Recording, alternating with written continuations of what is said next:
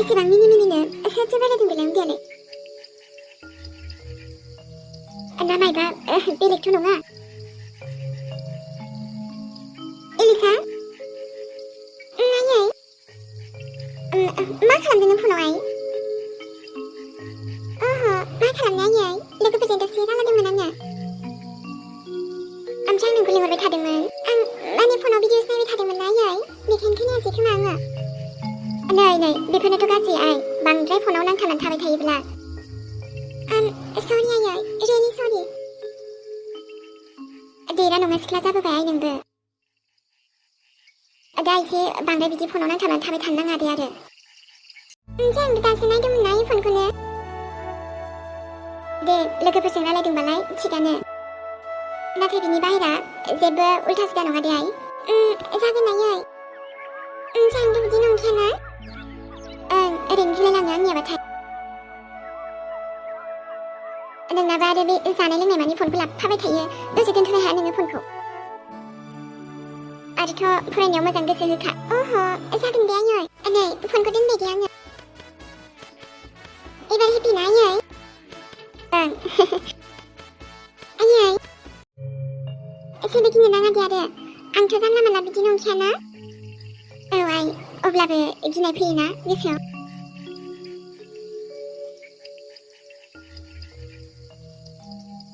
दे ओमफ्राय नोंहा नोम्बैजों दसे साम' सायदो दे आंहाथ' सायखायोना नोमादैयाबो सौफैयासै माथो दाबो दायो फैया बे आयै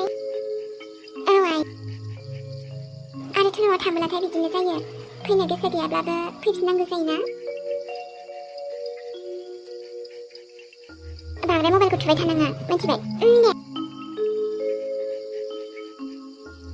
आंनि आइयाबो जि गिसोयो मानोबा ओमफ्रायथ' आंखौ सोरजोंबासो रायलायनो नंखायो बियो बेखायनोथ'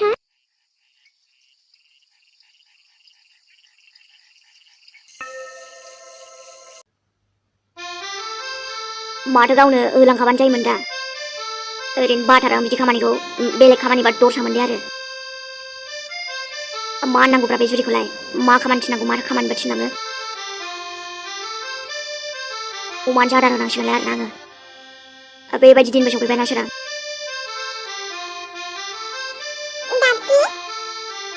मा जाखो बेटा सना ओंथ' आरो लेयाबा होनांसिगोनथ' आरो ओंखाम उखैबायथ' आरो लेयाबा मादैनि अमायाबोथ' जाबासो देरगोन नालाय आदार हैनोसै दे आरो दे जोंहा सानजों हैनोसै आरो ना मानोथ' अमा लालायनांगौ जाखोब्रा जुरि थै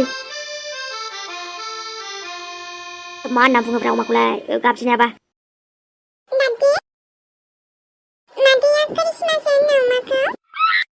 करिश्मालायबावसो आरोना नामाबो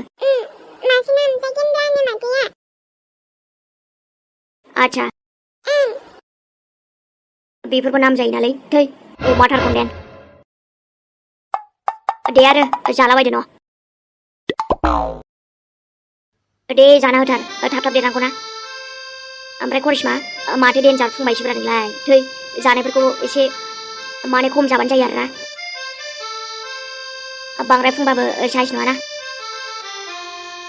बा गेन्द्राखौथ' आरो माथो बुंबावनो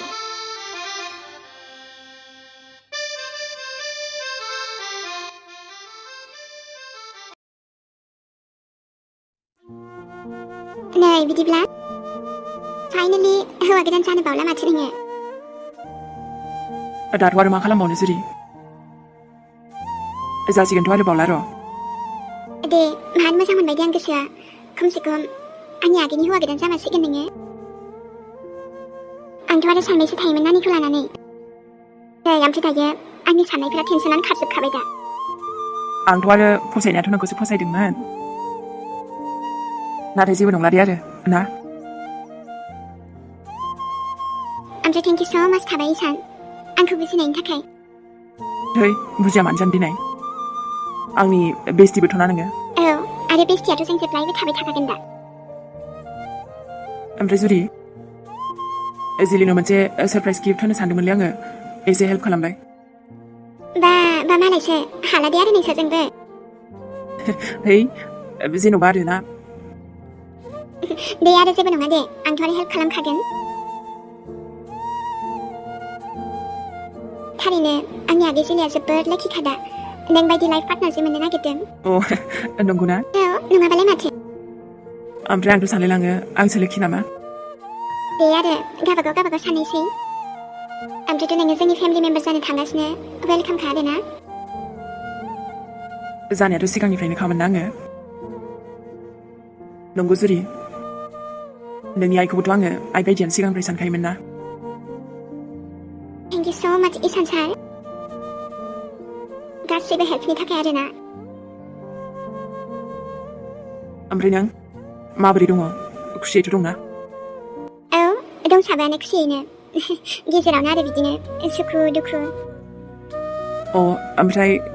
सोराङा दङ बेबो बिदिनो आरो ओमफ्राय बाबा सानालाय माब्लाथो फैगोन फैथारनांगोन ना जोंनि हाबायावथ' बेफोरखौ सिन्था खालामनाङा दे आरो फैगोन बियो हाबासिमहालागैथ' मोनफैखागोन ओरैनो मादैनि हाबा जागोन बुंखानाय अ दे होमबालाय मोजाङानो ओमफ्राय जुरि जोंनाथ' फेमिलिखौनोथ' मोनथिखायो उन सिगांथ' आरो दे बेफोरखौ सिन्था खालामनाङा दे गासैबो बेबस्थाया जाजोबगोन एकदम धुमधामै हाबा होगोनांगौ ना साला मा रंजानांगौ दे आरो हाबायाव रंजाबानो जाबाय दे आरो दे होमबालाय थुदो थांनोसै औ थुदो न'आवबो थांफिननांगोनदां आङो हरथ' थानो हानाय नङादां मानोबा हर थालांदोब्रा माथो ओरैनो गोबावजोंसो फैखायो बाव सासे आरो थाब फै बुंहरखादोंमोन आया थै थालांदोब्रा माथो आंथ' लादो इसान सार जावलियाखौथ' मिन्थिखाया होमबा नोङो आं थाङाबाथाय आरो फैलायगोनसो बियो जारलासो जागोन दे नोंसोरजोंबो माथो होनबानो बे सारामाव जेबोन्दाखौलाय गावबोथ' फैबानो जायोमोन ना गैया लिंदोंमोन आङो फैयासै दे थुदो न'आवनो थांगोनसै दा आइयाबो जोंना आरो आं फैनायाथ' फैबायमोन दा नाथाय अब्लाबो आंखौथ' जेरैखि जायाबाबो नागिरखागोन बिसोरो मोना माथो आंखौ ओमफ्राय आंखौ नागारगोन जानो बांद्राय सानद्रायनानै मा मोननो दिनै आंबोथ' आरो गिगोन नामा नाथाय आंखौ मोनबाथाय आंनि आदैया आंखौ नागारखानाय नङा आं दा मा खालामबावनो दिनै बहा थांगोन आङो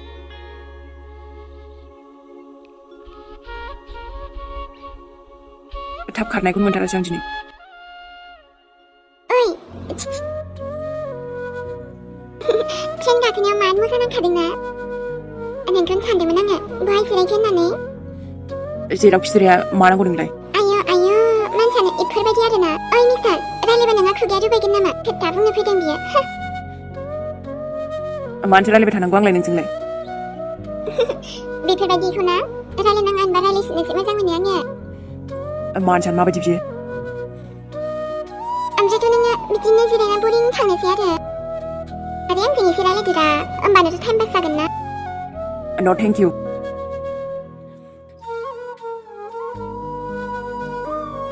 एटिट्युडआनो बारा खाराखै बे सेंग्राना जेबो नङा दे आरो आं बेफोरबायदि मानसिखौ बांसिन सैदावनो मोजां मोनो दाबो जेबो लाबोआ ट्रेनावबो जि फैयो बेखौनो जादलाबायनोसैमोन आङो नाय मिस्टार दुगा नोंहा जेबो जाया नामा साहा पानि ओइ बेफोरबायदि जाया आङो था होनबालाय फैदो आबा जायख्लं नै मालाय दादिया बहाबा थांनोसैनो फैदो आंजों मालाय थांफायसिनो आंजों बिदिनो जानांथारबाय बे गथ'आ मानोबा अब्बा थांनो होनबाथाय गावहासो सिगां थांफानो नागिरो थाङाबा बासाना दादिया हावा गोजानावसो थांगोन मिन्थिबाय दे नोंहा फैदो बाबा दंखायो दा बाबा लिंहरबाय थांनोसै फैदो बाबाजों थांसै दादियानोसो थांगोन आं थाङा बिदि अख्रा खालामनो हामा नङाना फैदो मोजां गथ' बिदि खालामा दे थांथ'दो बाबा सना दायो फैगोन ना आङो ओमफ्राय फैबाथ' आं नोंजों थाखागोन ना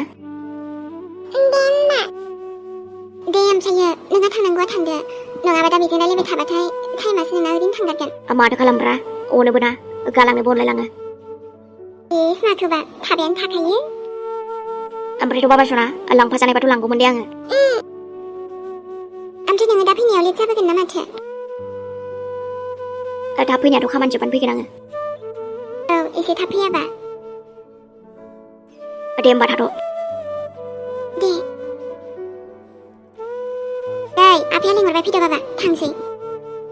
मालाय गोथाव गोथाव मेथाइ जाबावदों आब'आबो आबैयाबो नोंहा था बिदिबा आंनि बाबा सनानो मोनजा जायो नालै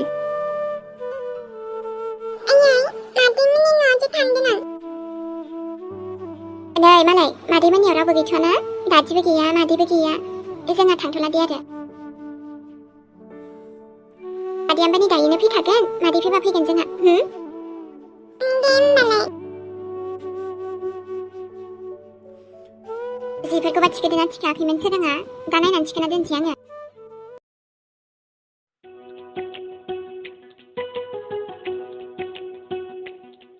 बादाम जाना बादाम अरे र' साना बादाम ओंखाम उखैनो हालामोन दे आङो दासो मेथाइ जानानै मोजां मोनसिगोन आङो अंडा अंडा कितने का है भैया ले लो बेना हाँ बेसेथो जानो हायोब्रा बेलाय नै मिस्टार तुका जानो ना मायो लाजिनाङा दे आरो मा गोथावखानो मेथाइया नो थेंक इउ दे आरो होमबा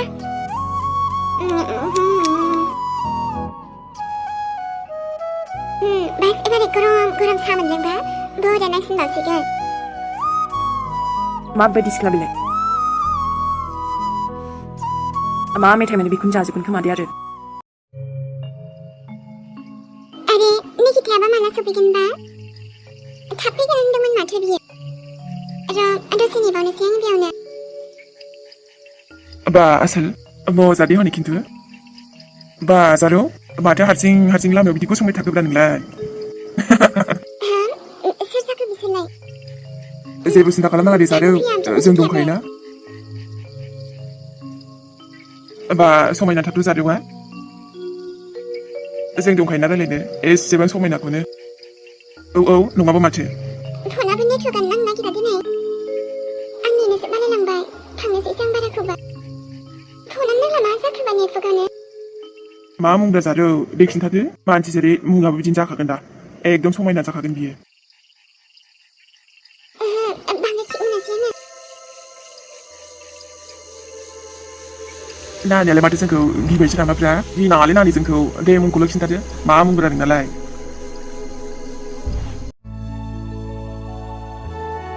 मा होनदों नोंसोरो नोंलाय आरो सोर जालायखो ए हिर' जोंनि लामायाव फैना नोङो होदो नंगौ सोरखौ एदावदों बायदि मोनदों नोंलाय हा नोजोर बोनानै देखायलाय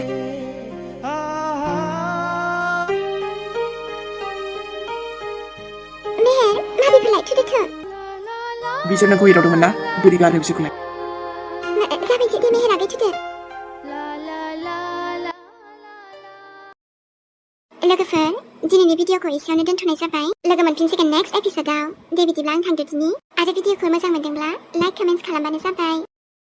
मोजां मोनाखैब्ला जेबो नंला दे आरो लोगोफोर